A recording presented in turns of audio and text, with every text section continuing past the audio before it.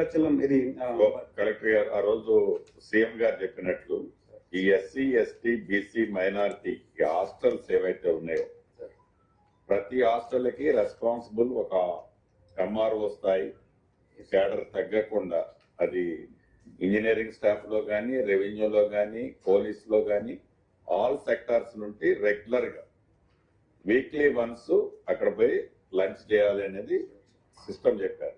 Must and should రెస్పాన్సిబిలిటీని fix చేయాలి. Food ఎట్లా ఉంది ఏంటి అనేది ఎక్కడన్నా చిన్న రిమార్క్ జరిగినా కూడా కన్సల్ట్ ఆఫీసర్ ఇది హెల్డ్ రెస్పాన్సిబుల్.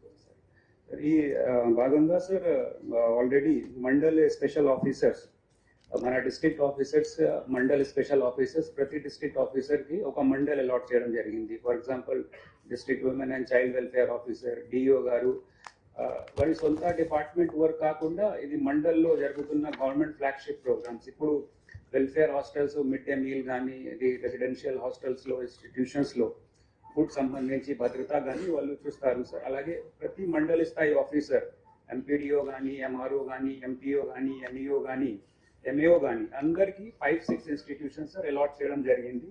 అట్లీస్ట్ వీక్ లో ఒకసారి ఎక్కడ ఒక పర్సన్ ఒక hostel, more than one sir. మీరు ఎక్కువ పెడితే కవర్ అవ్వదు.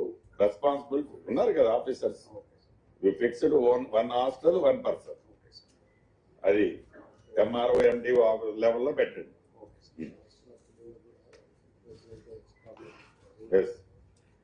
సార్ అలాగే సార్ ఇప్పుడు ఇంద్రమ్మ అండ్ హౌస్ ఇది చూస్తే ప్రోగ్రెస్ రిపోర్ట్.